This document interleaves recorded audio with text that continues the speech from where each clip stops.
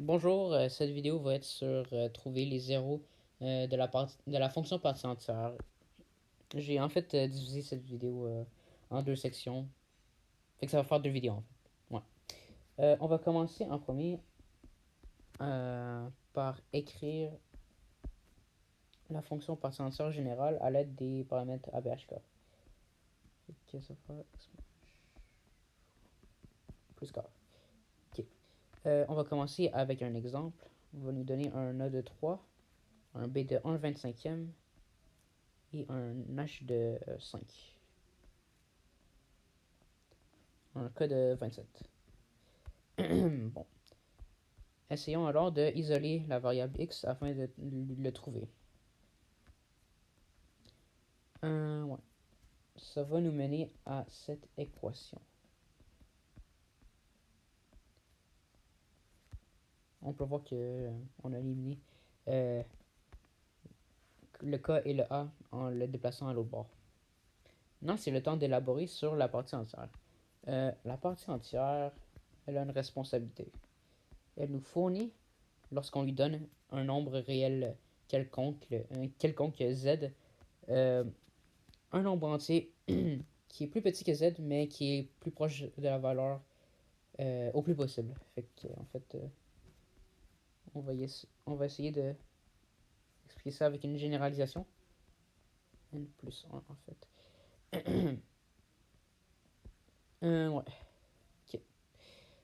Fait que, on devrait penser à la partie entière comme une tolérance. Fait que si x est plus grand ou égal à n, mais aussi plus petit que n plus 1, ben, en fait, on utilise une variable z dans ce temps-ci. Euh, Si c'est le cas, la partie entière va le transformer en n. Si c'est pas le cas, c'est-à-dire si z est égal à n plus 1 ou juste plus grand que n plus 1, ben, il va transformer en un autre nombre, mais qui est plus petit que celui-ci encore, mais qui est aussi plus proche de sa valeur. Fait que si on prend un exemple, n égale à 3, 4, on a cette inéquation. Si on prend un z de 3,5, on voit qu'il va subir une transformation, il va se faire transformer en 3. Si on prend 4.0, il va se faire transformer en 4 parce que cette fois-ci, maintenant, c'est une tolérance différente, où le n est maintenant égal à 4. Si on prend 4 lui-même, ben, ça va être la même chose. Maintenant, avec cette connaissance, on va pouvoir représenter cette partie entière en une équation qui va nous aider à trouver l'intervalle de x.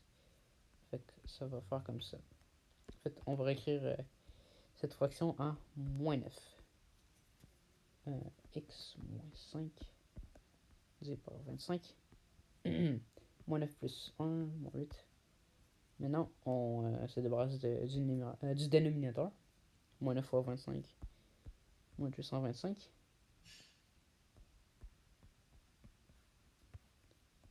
Moins 8 fois 25, c'est 200. Moins 200. Bon, on se débarrasse du h. Moins 225 plus 5, moins 220. Moins 200 plus 5, moins 195. Ce qui nous mène finalement à l'intervalle désiré. Moins 220, pardon. Moins 195, braquette ouverte, ouais.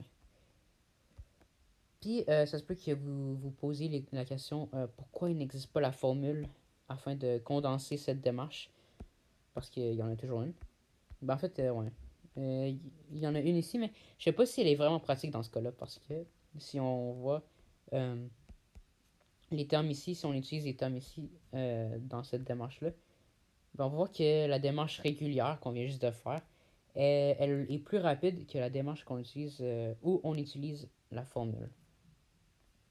Mais en fait, il existerait genre un problème où dans ce cas-là, genre ce terme, ben ces termes seraient genre utiles.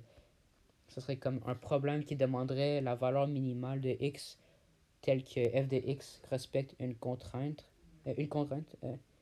c'est genre soit la valeur minimale ou la valeur minimale où cette contrainte n'est pas respectée. Fait qu'on pourrait genre dire genre quelle est la valeur minimale de x telle que f de x est égal à 2.